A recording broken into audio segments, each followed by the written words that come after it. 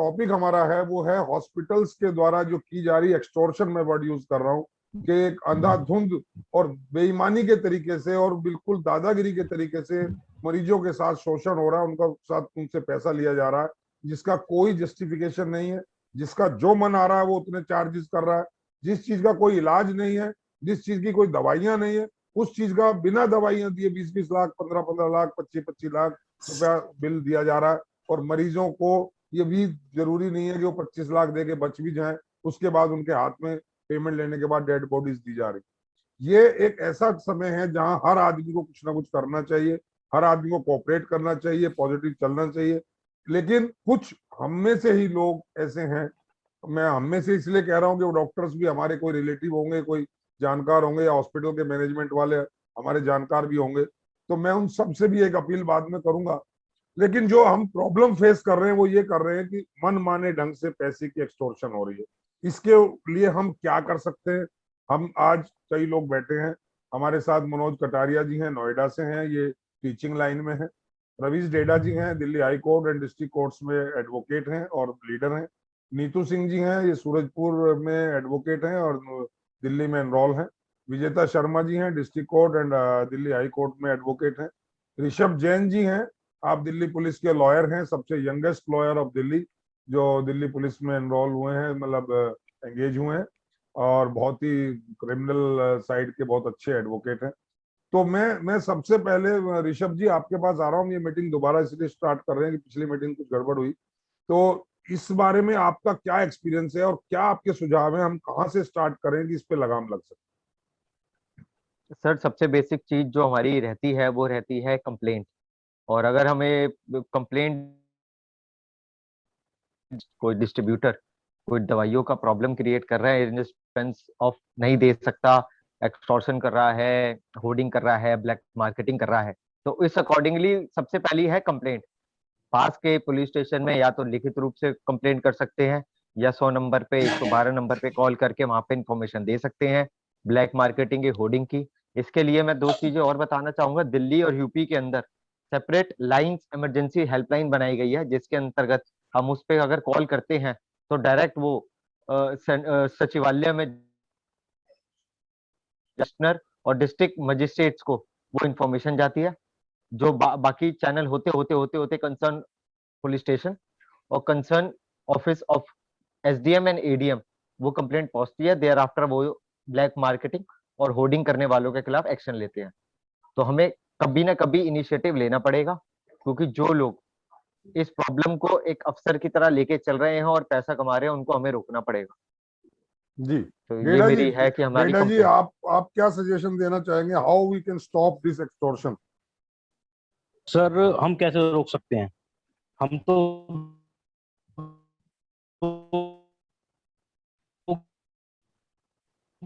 नहीं सकते। हम तो वहाँ एज अ पेशेंट जा रहे हैं, हम तो अपनी डॉक्टर सिर्फ वहां पे हमें मेडिसिन दे रहे हैं, हमारी देख रेख कर रहे हैं। पैसा कौन एक्सेस कर रहा है उनसे? पैसा जो एक्चुअल में जो लूट हो रही है वो कौन कर रहा है? डॉक्टर्स नहीं कर रहे हैं, वो कर रही है मैनेजमेंट कर रहे मैनेजमेंट। हैं। यस, मैनेजमेंट कर रही है। यस तो कंट्रोल होना चाहिए मैनेजमेंट के ऊपर, जी। डॉक्टर्स के ऊपर नहीं। जी। डॉक्टर्स क्या कर सकते हैं? डॉक्टर्स मेडिसिन दे रहे हैं, केयर कर रहे हैं, उनका काम है, वो अपना काम कर रहे हैं। पैसा हमसे कौन चार्ज कर रहा है? डॉक्टर डायरेक्ट तो हमसे ले नहीं रहा है पैसा। पैसा लेती है मैनेजमेंट। मैनेजमेंट को कंट्रोल करना चाहिए, और ये काम करना चाहिए गवर्नमेंट्स को, पॉलिसीज बना के कि बेड अवेलेबल है नहीं है, ये गवर्नमेंट डिसाइड करेगी, हॉस्पिटल डिसाइड करेगा, और वहां की लोकल अथॉरिटी डिसाइड करेगी। कितना हम पैसा वो बीइंग चार्ज एन करेंगे वो बताएंगे। हम बीइंग एन एडवोकेट, हम इसको कहाँ से क्या इनिशिएशन हम ले सकते हैं, हम कहाँ आवाज उठा सकते हैं, हम आज इस बात की चर्चा कर रहे हैं। विजेता, कुछ कहना चाह रहे हो? सर, आपके चैनल के माध्यम से मुझे जो लगता है, हम as an being an advocate, तो मुझे मेरे पास अगर कुछ भी तरह के इस तरह के कोई केस आता है या मैं कहीं सुनती हूँ, तो मुझे लगता है कि मुझे उस क्लाइंट के पास फोन करना चाहिए। वो मुझे अपना क्लाइंट इसीलिए बना लेना चाहिए कि मैं उसका मैटर फ्री ऑफ कॉस्ट करूंगी। एज एन एक एडवोकेट को ऐसी भावना होनी चाहिए, क्योंकि ये अब यहाँ पे अब देश की बात आ गई है। तो अगर मेरे से एज एन पर्सनल व्यू मेरा लिया जाए, तो मेरे पास अगर इस तरह का कोई भी मुद्दा आता या नहीं भी आता, तब भी मुझे लगता है कहीं से भी मुझे उस पीड़ित परिवार का कॉल नंबर अरेंज हो सकता है, तो मैं उस परिवार के पास कॉल करके उसका मुकदमा फ्री ऑफ कॉस्ट लड़ूंगी। और कोई भी ऐसी ब्लैक मार्केटिंग कर रहा है, तो हम सब जैसे तमाम एडवोकेट को उसकी बेल का इस तरह की कोई भी इनिशियली में उसके लिए कोई भी रिलीफ नहीं दिलानी चाहिए, क्योंकि ये बंदे, ये लोग हमारे देश के लिए, हमारे राष्ट्र के लिए एक कीड़ा है, एक ऐसा कहते हैं गुण है जो कि पूरे देश को बर्बाद कर रहा है। क्योंकि ये आपदा का समय है, आप में नजर तमाम लोग बहुत ज्यादा सेवा कर रहे हैं लोगों की, जिसके घर में कोरोना हुआ है, जिसके घर में कोरोना पॉजिटिव है, जो लोग जा रहे हैं उन लोगों से दर्द उनका पूछा जाए तो क्या स्थिति है, तो वो शायद वो उस बातों को नहीं, मेरे पास खुद कॉल आती है कि मैम सिलेंडर अरेंज करा दो। उस टाइम सर एक सेकंड, हेलो, आप करोगे क्या ये तो बता दो। आप क्लाइंट तो बना सर लोगे, मैं करूंगी क्या, मैं तो क्रिमिनल केस। हाँ तो वही पूछ रहे हैं सर हम। कोर्ट किसके लिए खुले हुए हैं? तो सर ये जैसे सर एक सर सबसे पहले मैं सर सुनिए सर, नहीं मैं सर थोड़ा सा मैं सर की बात क्लियर कर देती हूँ। सर कुछ जैसे ना कंप्यूटर के साथ एक कंप्यूटर के साथ स्पीकर इनबिल्ड होता है ना, तो सेम हम एडवोकेट्स के लिए ना हमारे लिए भी चीज इनबिल्ड है। अगर मैं किसी केस को उठाऊंगी तो वो नेचुरल सी बात है, मैं कोर्ट में ले जाऊंगी, चाहे वो क्रिमिनल केस के थ्रू हो, चाहे वो कंप्लेंट केस के थ्रू हो, या मैं एफआईआर के थ्रू उसको लेके जाऊं, वो डिपेंड करेगा केस के फैक्ट पे, केस के सर्कमस्टेंसेस पे। तो मुझे लगता है इतने कम टाइम में मुझे वो बताना कि मैं उसमें क्या करूंगी, कैसे इनिशिएट लूंगी, तो वो नहीं, हम मुद्दे से ना भटके। हम ये कह रहे हैं कि हम ऐसे हालात में, जबकि इस तरह का एक्सटॉर्शन हो रहा है हॉस्पिटल्स के थ्रू और लोग तड़फ रहे हैं, मर रहे हैं, परेशान हैं, कोई सुनने वाला नहीं है, तो हम किस फोरम से, हम अब इस चैनल के माध्यम से या एक ग्रुप के माध्यम से हम कहाँ स्टॉप करें, कहाँ स्ट्राइक करें? नीतू कुछ आप बताएं इस बारे में।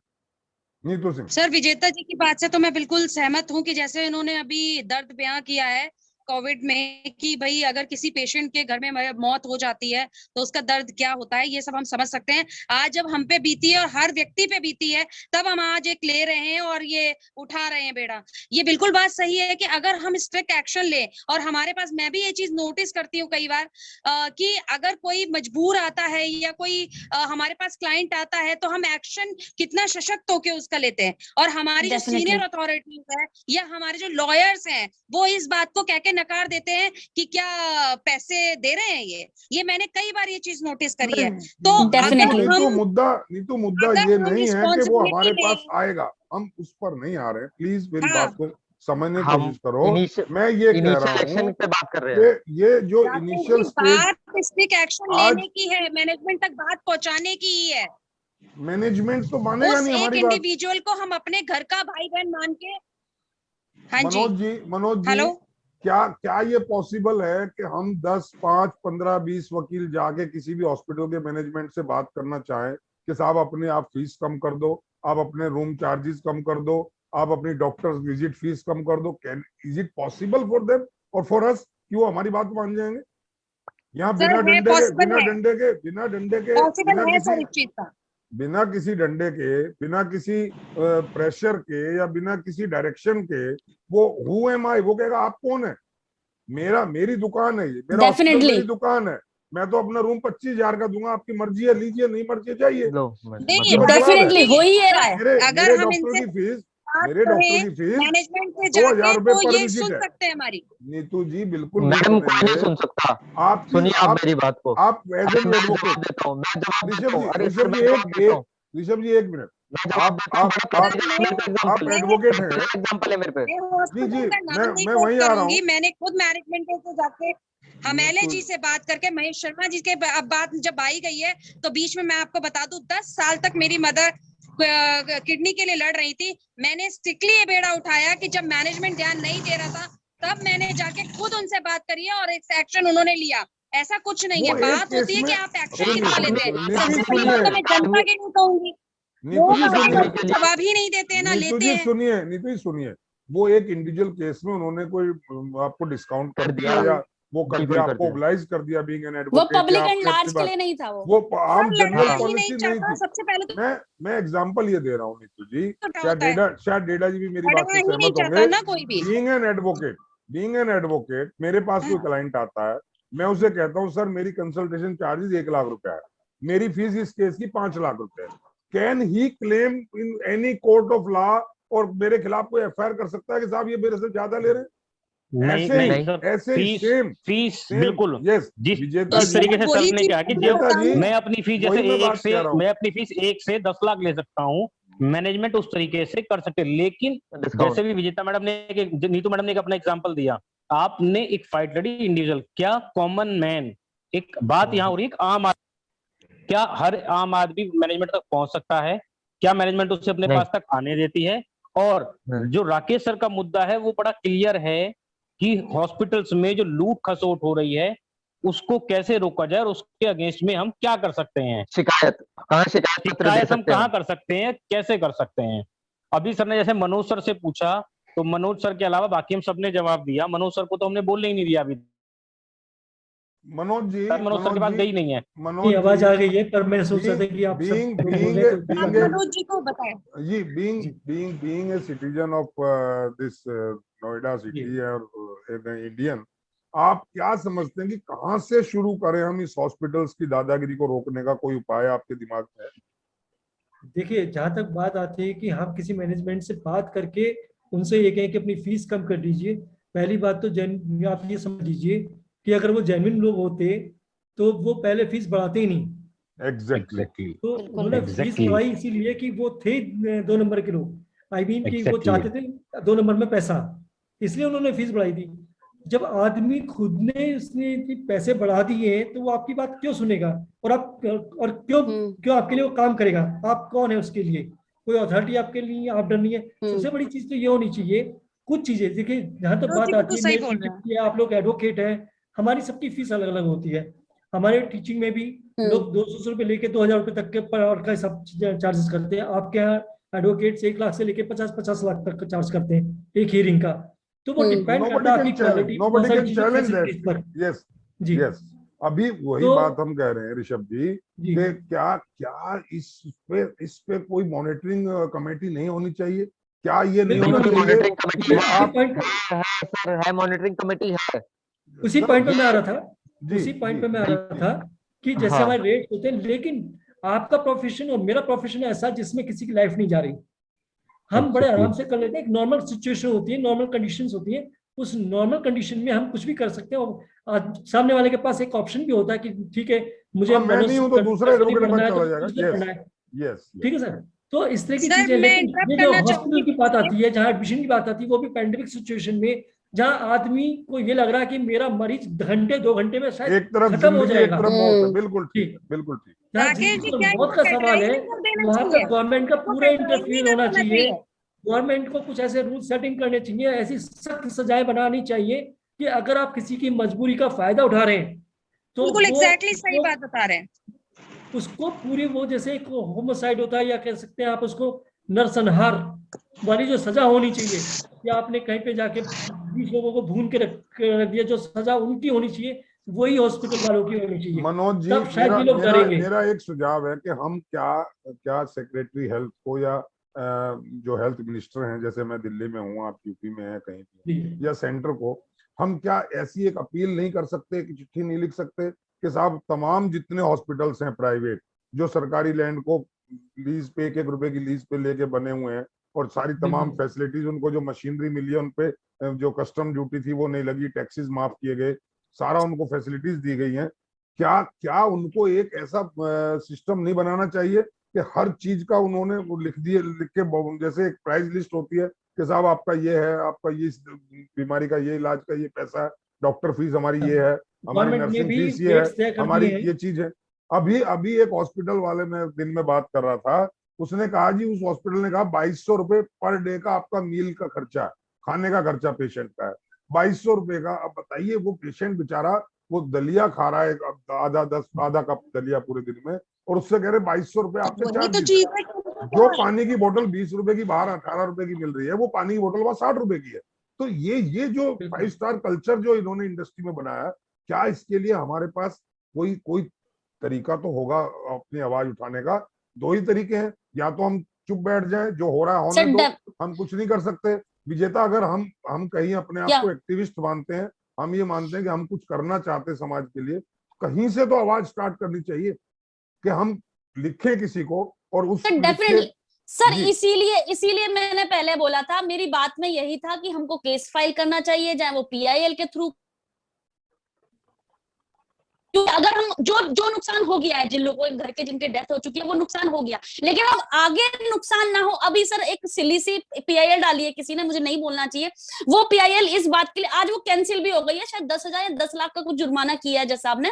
PIL ये थी कि जबरदस्ती आप ना जो लोग कोरोना पॉजिटिव नेगेटिव हो गए हैं उनसे प्लाज्मा लिया जाए, तो सुप्रीम कोर्ट ने तुरंत मना किया और फटकार लगाई। सोचो हम PIL तो हम इस चीज की डाल रहे हैं, तो हम क्यों ना PIL इस टाइप की डालें। हमारे तमाम एडवोकेट फर्टर्निटी है, हम सबको मिलकर एकजुट होकर यहाँ पे पूरे देश के लिए विश्वास करना चाहिए। और जैसे अभी शायद एक सर ने भी बात करी थी कि मॉनिटरी कमेटी है, monetary committee. Sir monetary committee जो मुझे लगता है ना, एट प्रेजेंट टाइम जब हमको कोरोना हो जाता है ना, मेरी फैमिली में किसी को हो जाए या किसी की फैमिली, उस टाइम हमें मॉनिटरी कमेटी याद नहीं आती, क्योंकि हम लोग उस चीज के लिए अवेयर नहीं है। एज एन एडवोकेट शायद मैं कुछ हद तक अवेयर होंगी, लेकिन कंप्लीटली मैं भी अवेयर नहीं होंगी, क्योंकि मैं किसी पुलिस महकमे की वकील नहीं हूँ, या फिर मैं इस तरह के डिपार्टमेंट में काम नहीं कर रही हूँ। जब तक मैं वहां पे नहीं होंगी मुझे कैसे पता चलेगा। तो एक लेमैन की तरह हम सोचे कि भाई मुझे तो नॉलेज ही नहीं है, मुझे तो पता ही नहीं है, तो बताइए मैं कहाँ से करूंगी।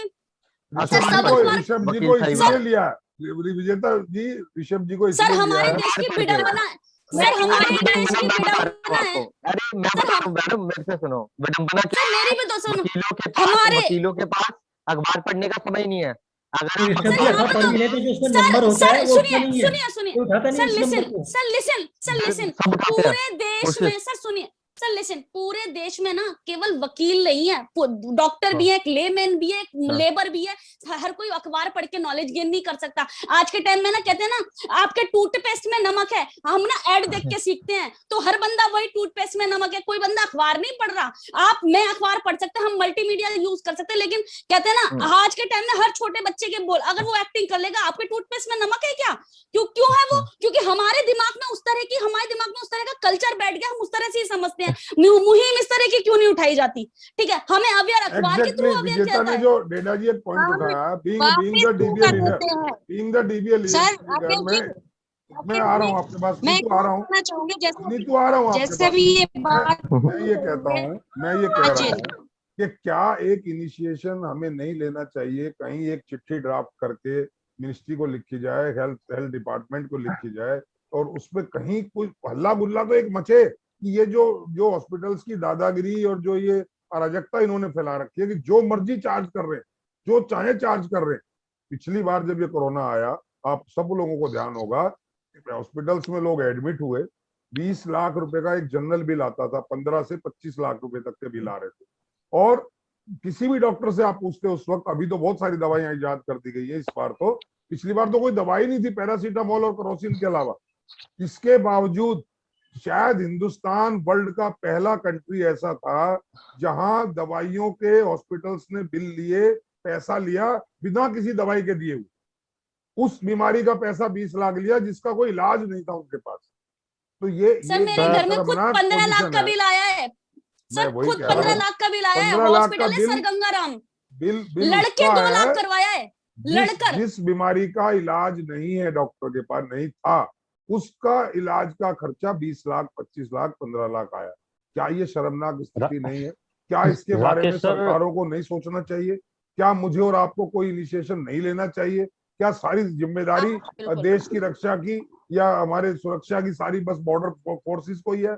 क्या इन जो नेता बैठे हैं, सफेद पोस्ट जो नेता बैठे हैं, व्हाइट कॉलर जो क्राइम कर रहे हैं, उनकी कोई जिम्मेदारी नहीं बनती? जो सारे फैसिलिटीज ले रहे हैं उनकी कोई जिम्मेदारी नहीं बनती? सिर्फ ये कह देना एक सरकार के मुखिया का कि साहब हमारे पास ऑक्सीजन नहीं है, साहब हमें ऑक्सीजन दे दो, और हाथ जोड़ दिया और हमारे पास कुछ नहीं है, लोग मर रहे हैं, मरने दो। अगर देखिए हमारे देश की ये बात तो ऋषभ भी कह सकते थे, ये बात तो मनोज जी भी कह सकते थे, विजेता जी भी कह सकते हैं, हमारे पास ये सामान नहीं है, इलाज नहीं है, मर जाओ। इस बात को कहने के लिए आप जो करोड़ोपति आप बने हुए हो, करोड़ों रुपए आप डकार रहे हो, आप जो है करोड़ों रुपए के रोज इश्तिहार दे रहे हो, आप किस बात के लीडर हो?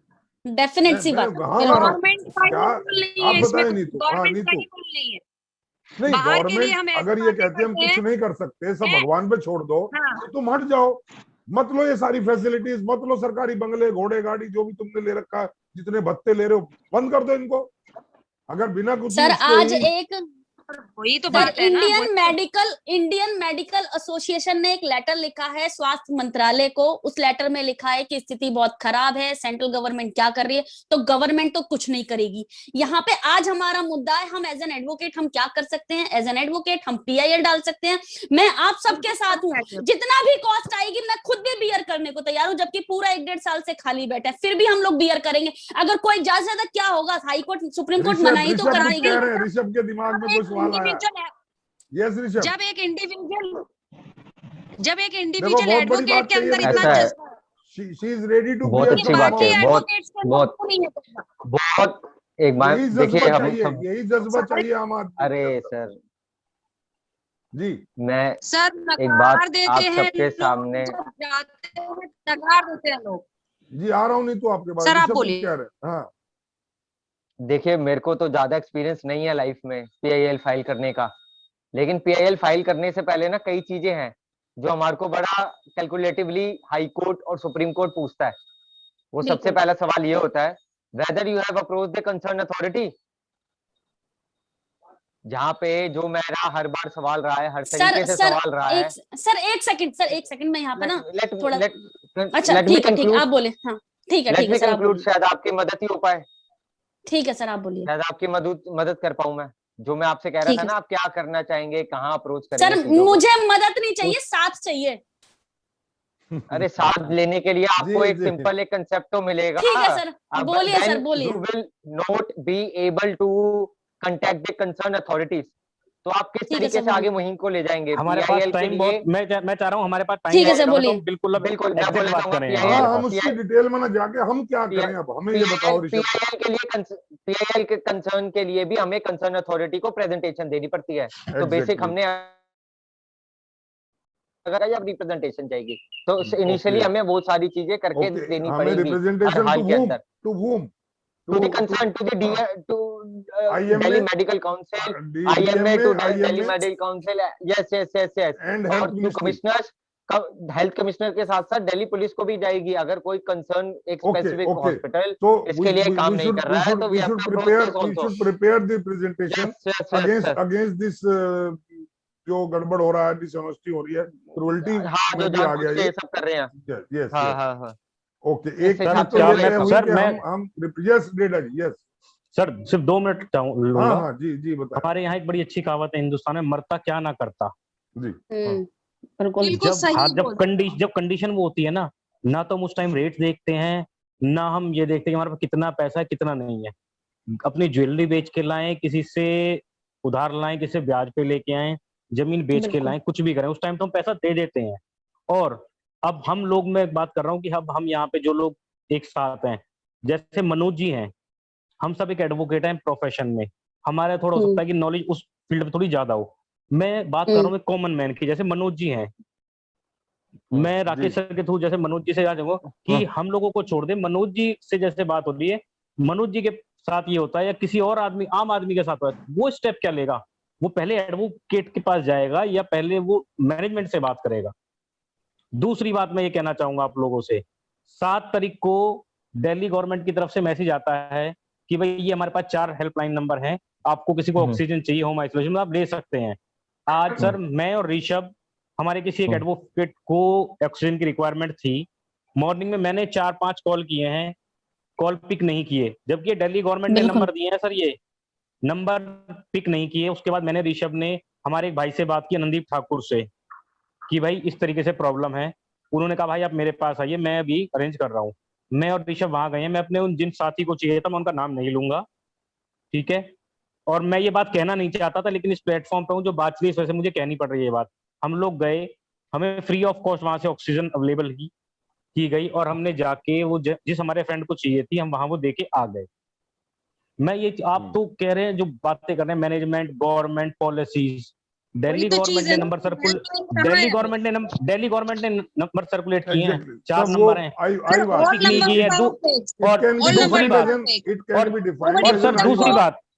और दूसरी बात, एक्टिव मेंबर एडवोकेट्स 70 से 75,000 हैं, और हमारी BCD क्या मजाक करती है कि 50 सिलेंडर आ गए हैं और उसके लिए 500 मैसेज आ गए हैं।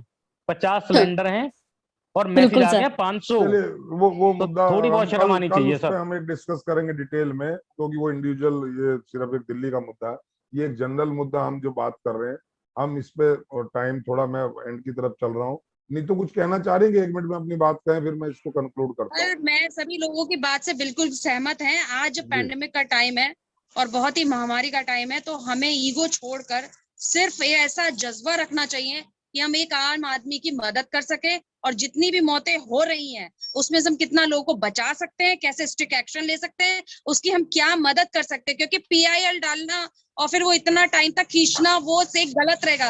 कितना हम कंसर्न अथॉरिटी से, जैसे अभी हमारे साथ पुलिस डिपार्टमेंट से जो सर जुड़े हुए हैं, उनकी बात से मैं बिल्कुल सहमत हूँ कि अगर हम उनके पास जाते हैं या हम स्ट्रिक्ट एक्शन की बात करते हैं, तो हमारी बात को वहां तक कितनी जल्दी पहुंचाकर उस काम को कितनी जल्दी स्ट्रिक्ट एक्शन लिया जा सकता है, वो चीज इंपॉर्टेंट है। बिल्कुल ठीक है और वही विजेता। चीज हाँ विजेता, कल हाँ से ही आप इस रिप्रेजेंटेशन को तैयार करेंगे, ऋषभ जी के साथ मिलकर के, डेटा जी के साथ मिलकर के, हम भी उसमें साथ होंगे। कल से ही ये रिप्रेजेंटेशन डालना शुरू करते हैं, ताकि कहीं कोई बिल्कुल शुरुआत तो exactly। हो। अब सिर्फ हल्ला मचा के घर में बैठ के हम वीडियो बना लें या कुछ कर लें, उसका कोई फायदा नहीं है। सर मैं और तो सिर्फ खुद तैयार हूँ सर। आपके मेरी जी फैमिली जी, में सर, मेरी फैमिली में मैं कम समझ से रहा कम हूँ, ना यू आर द 17 से विक्टिम, यू 18 आर द लोग विक्टिम। पॉजिटिव हैं। Yes yes yes, sir you मैं आर द खुद ये विक्टिम। फेस कर रही हूँ रोज डेली हॉस्पिटलों के चक्कर काट काट के। जी जी, तो इसीलिए मैं कह रहा हूँ तुम्हें बहुत बेटर एक्सपीरियंस है वहाँ के हॉस्पिटल्स के बिहेवियर का, मैनेजमेंट के बिहेवियर का, how they charges, how they are charging the bill, how they are extorting the money, how they are behaving, how they are doctors behaving, how they are staff behaving. तो आपको बहुत ज्यादा इसमें गहराई में चले गए हैं, तो ये आपके लिए बेनिफिशियल रहेगा कि आप उस रिप्रेजेंटेशन को तैयार कर सकें। आप कल से ही ये करें, एंड मैं उम्मीद करता हूँ कि इसी तरह कहीं ना कोई आवाज उठेगी, तो कहीं कोई पॉजिटिविटी होगी, हमारा कोई भाई बहन किसी को कोई बेनिफिशियरी इससे होगा। हम इसी उम्मीद के साथ ये सब हल्ला गुल्ला मचाने की कोशिश कर रहे हैं कि शायद कोई रास्ता निकले, शायद कोई इसमें हमें किसी की बुद्धि ठीक हो जाए।